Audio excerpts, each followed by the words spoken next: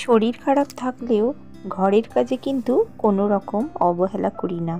সুন্দরভাবে গুছিয়ে ঘরের কাজগুলো করে নিলাম নিজের শরীরের দিকে না দেখেই।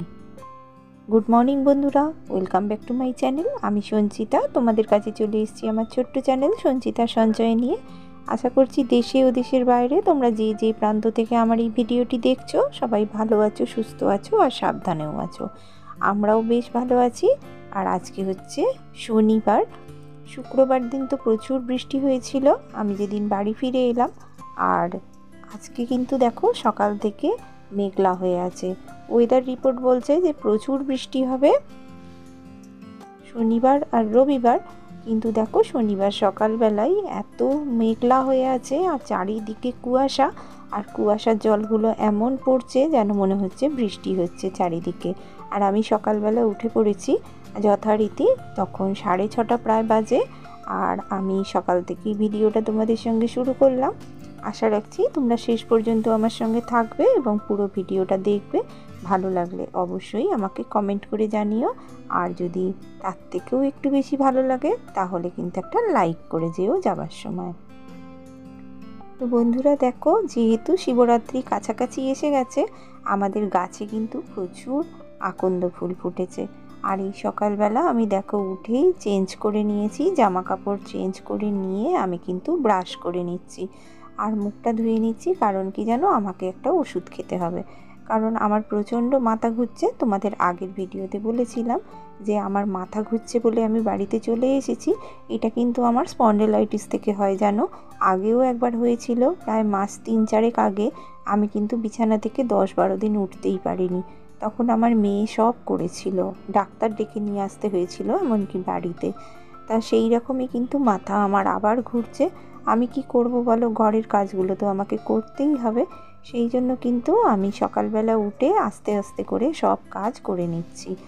দেখো রাত্রিবেলা অনেকগুলো বাসন ছিল আমার সিঙ্কে, তা জল এসে গেছে বলে তাই জন্য আমি বাসনগুলোকে এখানেই ধুয়ে নিচ্ছি। আর আমি কিন্তু রাত্রিবেলা এই সিঙ্কে এঁটো বাসন রাখি না, কারণ রান্নাঘরে আমি এঁটো বাসন রাখি না।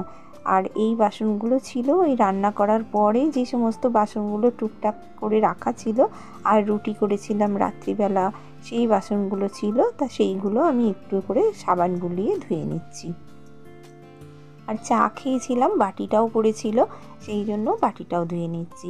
তাই এখানে ধুয়ে আমি কিন্তু এঁটো বাসন বাইরে রাখি আর বাইরেই কিন্তু মেজে নিই। রাত্রিবেলা যেহেতু রুটি আর নিরামিষ তরকারি খেয়েছি, সেই জন্য এঁটো বাসনটা বাইরেই আছে, ওটা বাইরে গিয়ে মাজবো। তাই দেখো সমস্ত বাসনগুলো আমি সব ধুয়ে নিচ্ছি গুছিয়ে। আর বাসনগুলো ধুয়ে নিয়ে কী করবো বলো তো, এখানেই উপর দিয়ে দেবো। আর আগের দিন বিকেলবেলা আমি অনেকগুলো বাসন ধুয়ে রেখে দিয়েছিলাম, সেই বাসনগুলো কিন্তু এখানেই উপর দেওয়া আছে, সেগুলোকেও আমি তুলে নেব। আর এই যে জল আসার সঙ্গে সঙ্গেই আমি খাবার জলগুলো কিন্তু সব ভরে নিয়েছি। খাবার জলগুলো রেখে দিতে হবে সব একসঙ্গে। আমি কি করি জানো তো, যখনই জল আসে তখনই সঙ্গে সঙ্গে আমি আগে রান্নাঘরের কাজটা করে নেবার চেষ্টা করি। কারণ তোমরা তো যারা আমার পুরনো বন্ধু আছো তোমরা সবাই জানো যে আমার রিজার্ভার নেই, এই জলটার ওপরেই আমায় নির্ভর করতে হয়, টাইমের জলটার ওপরে।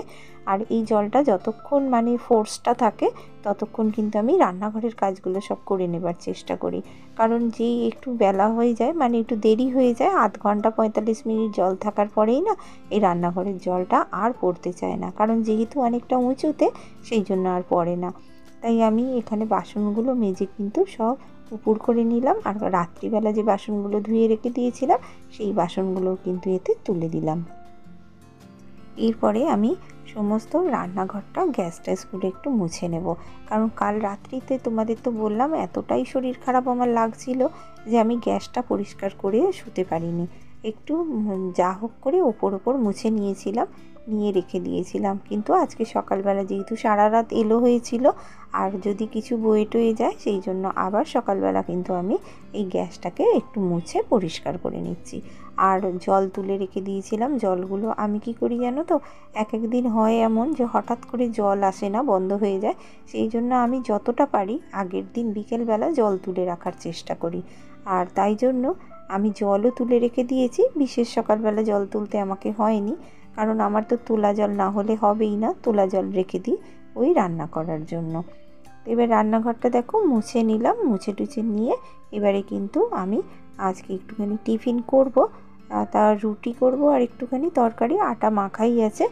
আর আমি কিন্তু আজকে ভাত তরকারি কিছুই করব না, তোমাদের তো বলেছি ওর বাবা 3-4 দিনের মতো রান্না করে দিয়ে গেছে, সেই খাবারগুলোই আমি গরম করে নেব।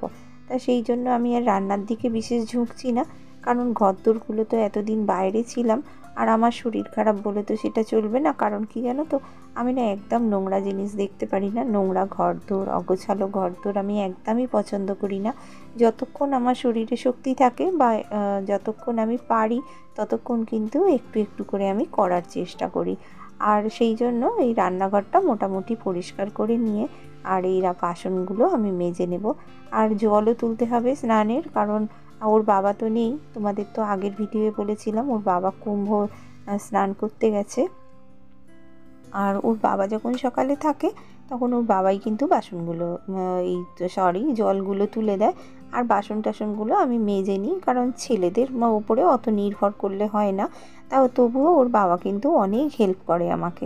তাই সকালে স্নানের জল, খাবার জল এগুলো কিন্তু ওর বাবাই তোলে, আমাকে তুলতে হয় না। যেহেতু ওর বাবা নেই সেহেতু আমাকেই তুলতে হচ্ছে। আর মেয়ে তো অনেক রাত পর্যন্ত পড়াশোনা করেছে, তাই জন্য ও এখনও শুয়ে আছে, ওঠেনি। তা আমি দেখো বাসনগুলো মেজে নিচ্ছি। এই এঁটো বাসন বেশি নেই, 2টো থালা 2টো বাটি পড়েছে। যাই হোক, নিরামিষ খেয়েছিলাম বলে অসুবিধা কিছু নেই। কেন যেন আমার না এঁটো বাসন মাজার পর না ভীষণ গা ঘিন ঘিন করে, আর এটা নিরামিষ খেয়েছি বলে তাই জন্য আর কিছু অসুবিধা হয়নি। সকালবেলা জামা টামা খুব চেঞ্জ করে নিয়েছি, ফ্রেশ হয়ে নিয়েছি।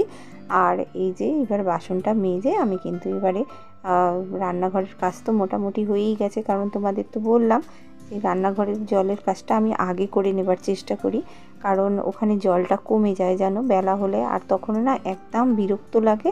আর বাইরে যেহেতু এই পাইপটা লাগানো আছে জলের, এই পাইপ থেকে আমরা অন্য কোনো কাজ করি না রান্নাঘরের কাজ। আর এমনি বাসন টাসন ধোয়া, চানের জল এইসবই তুলি। আর এমনি যে কলের জল আছে সেইটাই আমি রান্নাঘর থেকে তুলে নিই।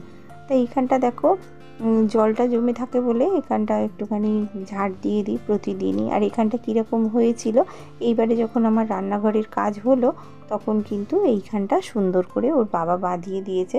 যেখানে এত জল জমে থাকে ঘরের সামনেটা তো সব সময় ভিজে ভিজে হয়ে থাকে জানো, সেই জন্য এইখানটা আমি বললাম যে তুমি একটুখানি ভালো করে একটু বাঁধিয়ে দাও, তাহলে এইখানটায় জলটা জমে থাকবে না, আর দেখতেও বাজে লাগে জানো। একদম ঘরের সামনে তো ওটার মুখে, সেই জন্য এইখানটা ওর বাবা সুন্দর করে মিস্ত্রিকে দিয়ে করিয়ে দিয়েছে, যাতে ঝাঁট দিলেই জলটা চলে যায় আর জমে না থাকে। তা এই যে দেখো পরিষ্কার করে ঝাঁটও দিয়ে নিচ্ছি। ঝাঁটটা দিয়ে নিয়ে কিন্তু এইবারে আমি ঘরে চলে যাব জানো, কারণ ঘরের কাজ কিন্তু অনেকটা বাকি আছে। বিছানা এখনও আমার তোলা হয়নি, আর মেয়েকে ডেকে দেবো, দিলে মেয়ে উঠে পড়লেই আমি কিন্তু ঘরটা পরিষ্কার করে নেব। আর কি করব জানো, খাবার আগে কিন্তু আমি খাবারগুলো গরম করব। যেহেতু ফ্রিজে রাখা আছে খাবারগুলো, ওই খাবার আগে বার করব, অল্প অল্প করে বার করে গরম করব। আর এই দেখো ঘরে চলে এসেছি, মেয়ে উঠে গেছে আর ঘরে চলে এসেছি। এখন প্রায় 9টা বাজে, আমি কিন্তু চলে এসেছি ঘরে। ঘরটা পরিষ্কার করে নেব, এই মশারিটা তুলে আর বিছানাটা ঝেড়ে নেব, কারণ অনেক দিন বিছানাটা ভালো করে ঝাড়া টাড়া হয়নি। আর যেহেতু এতদিন ছিলাম হসপিটালে, ওই মেয়েই গোছাচ্ছিল মোটামুটি করে, যা হোক করে গুছিয়ে করেছে। ও অতটা সুন্দর করে বিছানাটা টান টান করতে পারে না, আমিই টান টান করে দিই। কারণ জানো তো ঘরের মধ্যে বিছানাটা যদি একটু টান টান থাকে আর পরিপাটি থাকে, তাহলে কিন্তু ঘরের চেহারাটা অন্যরকম হয়ে যায়।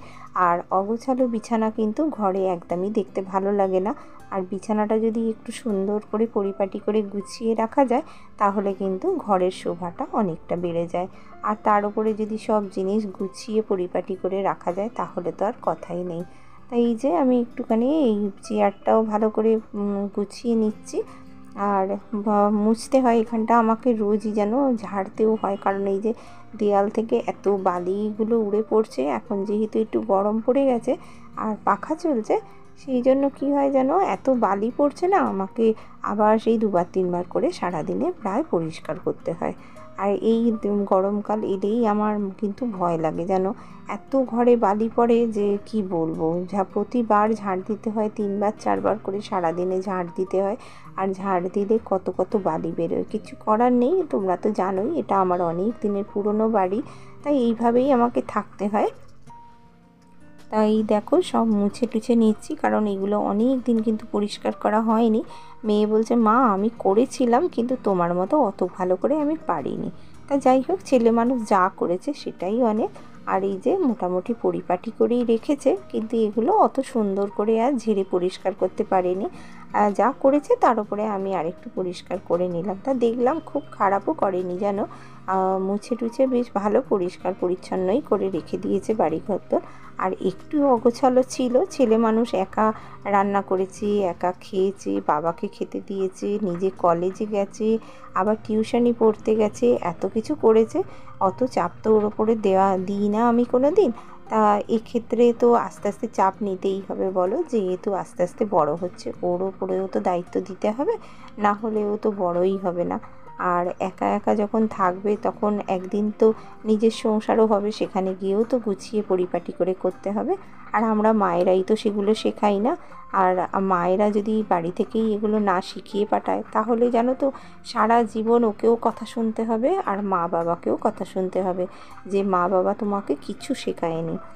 তো যাই হোক, সেই জন্য ও যতটা পারি ওকে দিয়ে করানোর চেষ্টা করি, কিন্তু অতটাও গুছিয়ে করতে পারে না।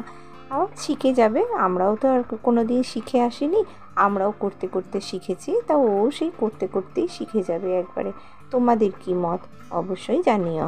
তোমাদের ঘরেও যদি মেয়ে থাকে তাহলে এই চিন্তা ভাবনাটা কিন্তু আমাদের প্রত্যেকটা মায়েরই থাকা উচিত, কারণ তাতে আমাদের সন্তানদেরই ভালো হবে। তো বন্ধুরা, আজকের ভিডিওটা দেখতে দেখতে তোমাদের আমার যেই সমস্ত বন্ধুরা তোমরা আমাকে কমেন্ট করেছো তাদের নামগুলো বলে দিই। তারা হচ্ছে সোমা গাঙ্গুলি, তুমি বলেছো খুব সুন্দর হয়েছে, আমি তোমার নতুন বন্ধু। থ্যাংক ইউ সো মাচ দিদিভাই। তারপরে গরিবের প্রতিদিনের খাবার, তুমি বলেছো ভিডিওটা খুব সুন্দর হয়েছে, প্রিয় কলিজার আপু, আপনার প্রতি অনেক শ্রদ্ধা ও ভালোবাসা রইল। তোমার প্রতিও আমার অনেক ভালোবাসা এবং শ্রদ্ধা রইল, এবং আমার ভিডিওগুলো তোমাদের ভালো লাগার জন্য তোমাদের অসংখ্য ধন্যবাদ। মাই ফরচুন স্টোরি, তুমি বলেছো ঠাকুর তোমার পাশে আছে, চিন্তা করো না। হ্যাঁ ভাই, ঠাকুর মা সবাই আমার পাশে আছে, আমি জানি। তাদের পায়ে আমি সমস্ত দায়িত্ব দিয়ে একদম নিশ্চিন্ত হয়ে আছি, যাতে আমার মা খুব তাড়াতাড়ি ভালো হয়ে যায়। তোমরাও বন্ধু সবাই প্রার্থনা করো যেন আমরা মাকে ভালো করে সুস্থ করে বাড়ি পর্যন্ত ফিরিয়ে আনতে পারি। তো বন্ধুরা দেখো, সমস্ত ঘরের কাজ আমার হয়ে গেল। আর আমি তো রান্না তো আজকে করব না, তোমাদের প্রথমেই বললাম রান্না করব না, খাবারগুলো সব গরম করে নেব। এই ঘর দোরগুলো ঝাড় দিয়ে দিলাম, ঝাড় দিয়ে এবার কিন্তু আমি মুছে নেব। আর মোছা আমার হয়ে গেছে, সেটা কিন্তু আমি তোমাদের সঙ্গে আর শেয়ার করলাম না, কারণ তাহলে ভিডিওটা আরও অনেক বড় হয়ে যাবে, তোমাদের হয়তো দেখতে ভালো লাগবে না, সেই কারণে। আর এই দেখো, আমি ঘরটা ঝাড় দিয়ে মুছে একদম পরিপাটি করে নিয়েছি, যাতে ঘরটা সুন্দর লাগে দেখতে। আর আমি এবারে কিন্তু বেরিয়ে যাব স্নানে। আর এই দেখো বন্ধুরা, তোমাদের সঙ্গে আমি শেয়ার করেছিলাম না যে আমার এই রান্নাঘরটাকে রং করব বলে, তাই জন্য রং কিনে রাখা আছে। দেখো, রং, ব্রাশ সব কিছু কিনে রেডি করে রাখা আছে। আর তারপরে আমার কিন্তু রংটা করা হয়নি, তো এইভাবেই রাখা আছে, দেখি কবে রং করি। তো আজ এই পর্যন্তই ভিডিওটা রাখছি, আবার আসছি একটা নতুন ভিডিও নিয়ে। ততক্ষণ সবাই ভালো থেকো, সুস্থ থেকো, সাবধানে থেকো, টাটা।